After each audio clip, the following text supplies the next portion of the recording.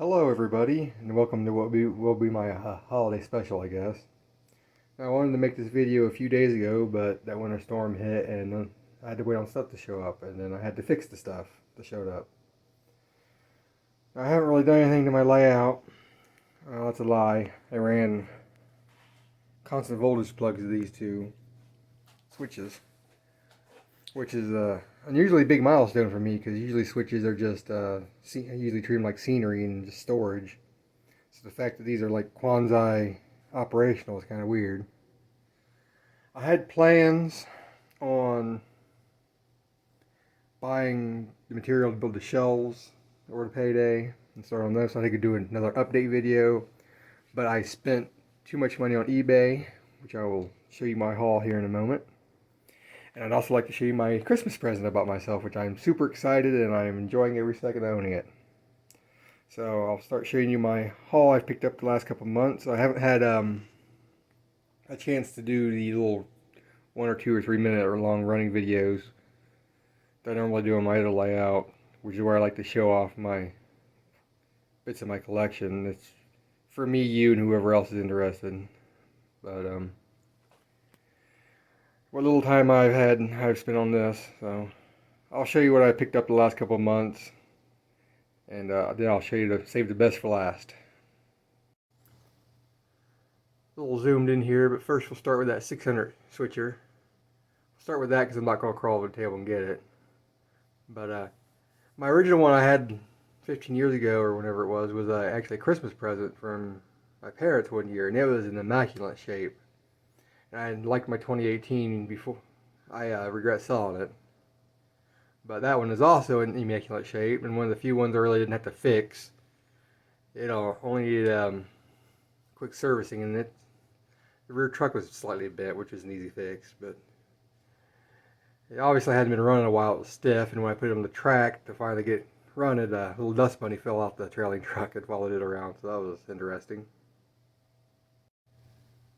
I also picked this up, which you've probably seen in the background. That's a MTH GP38, and I specifically was hunting for one of these. I have been since I got back in the hobby, because back in the day when these were brand new, I don't remember when they came out, but my dad bought one with the same running number and everything, so I've been looking for this exact model with the same running number, and he bought the matching caboose. He bought them brand new, and they were, well, they may have been a year old. I think he might have got them on discount, but those were the first, or that was the first locomotive I've ever seen with sound. So it was a big impact as a child, hearing that motor come to life and seeing it run around. So that was a big deal for me. So I got that one back in November. I also got the 600 back in November. I just don't remember early or late, whenever. Move on to something a little less impressive. I got these two. I have been bidding on the cranes and the work caboose for months now, and I haven't won. Not a single one. In fact, that red one right there was my first ever Lionel crane.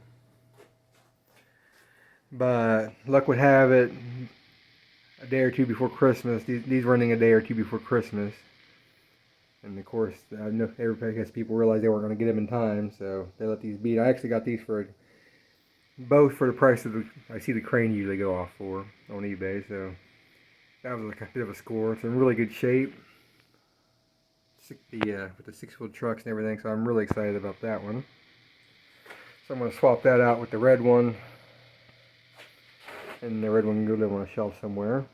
But yeah, the next one on the list here is a 1666. I've planned on getting one of these for a while because I really like the post-war prairies. I just don't know why they use that stupid shoe pickup like Mark's. Camera's not focusing. But I've always found these were like really handsome locomotives, and I always loved them. I saw this one for cheap and figured why not, and bid on it, and like the cranes, it was going off right before Christmas, so no, I was the only taker. It runs really good. I had to, like everything else, I had to service it, but this is in actually pretty good shape considering. The shoes are a little worn down. There's a little bit of play in the gears, but it's a good runner, so I'm happy to have it. I also got this from the same guy. Again, it was pretty cheap, I think. I had to, oh my goodness, I have to work on this one to get it back together. She was a problem child. I got this from the same guy, and for some reason, it's a 1666, and for some reason he shipped them out separately. So I had to pay more on shipping, which was frustrating. I'm guessing he must have already had them boxed up, but I don't know why you wouldn't ship them the same thing. But yeah, this one needed a lot of work.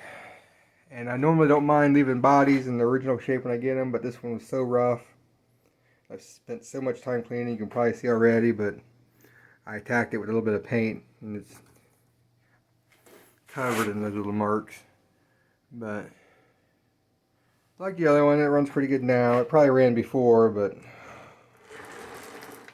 I didn't even bother to test it. Everything I get now post-war, I just immediately take apart and service. Next we have this beauty. I picked up at the same time I got the ZW, but it's been at home waiting on parts. And I thought I got a good deal on it. I thought, but like everything else, she was a total wreck when she got here. The seller had a video of it running, but you could see it struggling, so I figured, oh, it just needs a good service. No, it didn't need a good service. Well, it did need a service, but yeah, the everything needed cleaned. The tender needed rewired, and motor was serviced. The eccentrics were stripped, destroyed, and they were basically milled flat, and had like little lock washers in there. Keep spinning. The boiler front was loose, and so I've ordered another set of eccentrics. They showed up. They were original and they weren't in any better shape, so I'm wondering if that's a common problem. So those are reproductions.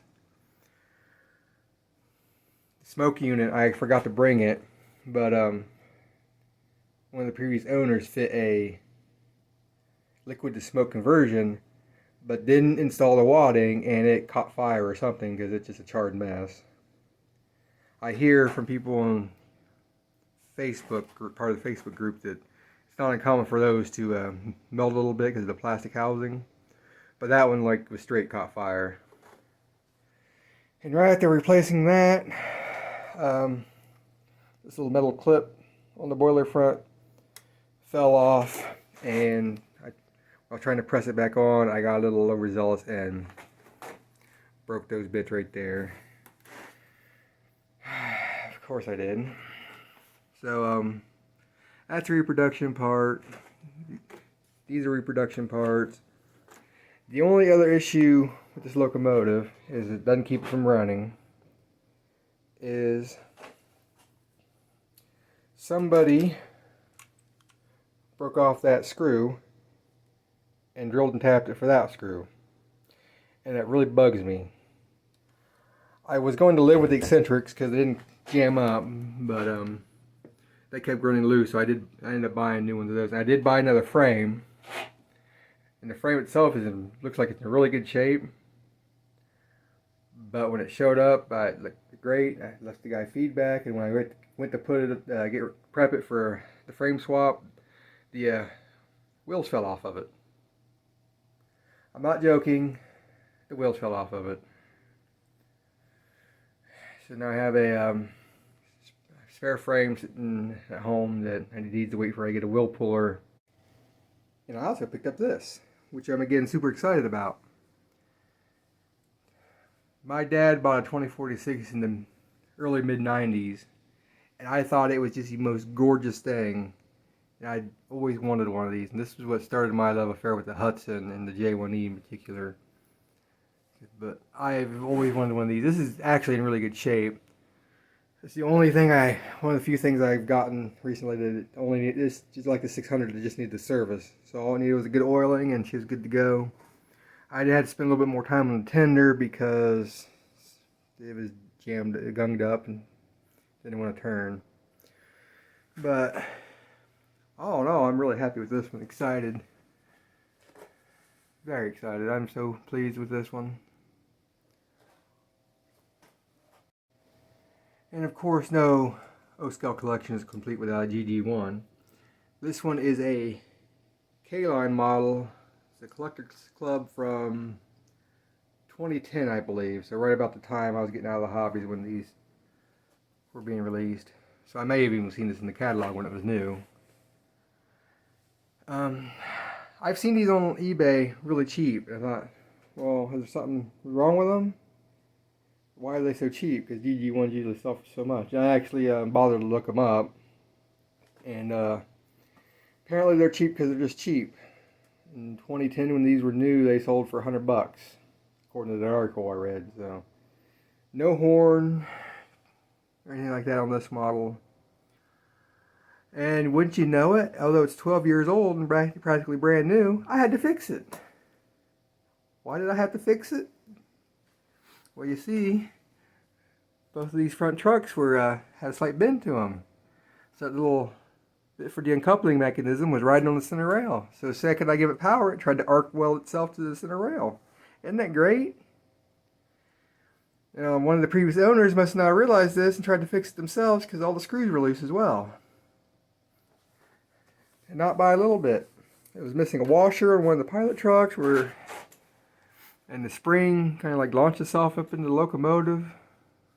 I took the body off to find the springs. I could hear something rattling inside there.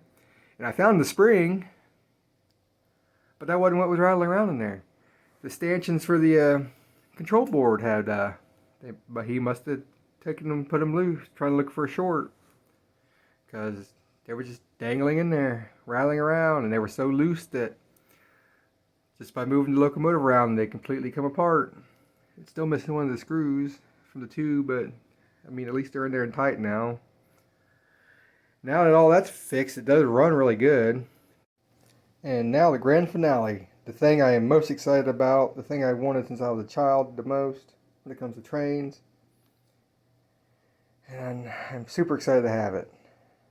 You ready? Ta-da!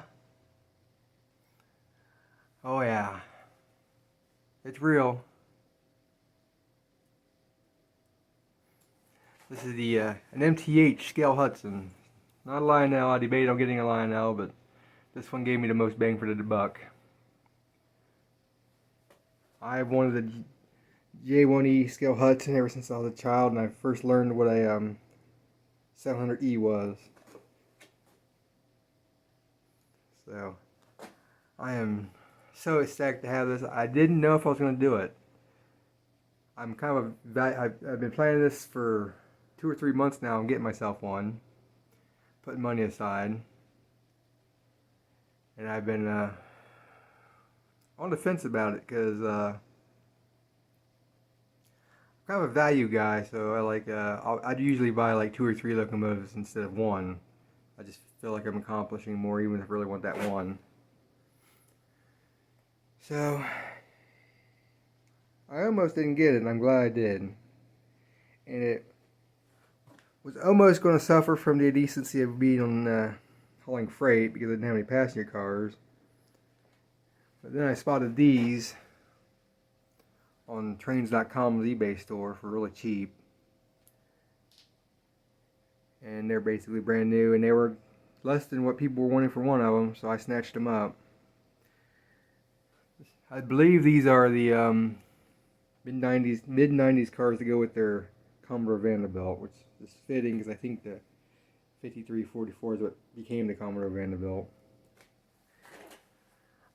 I realized after getting these that the actual passenger set itself was pretty cheap.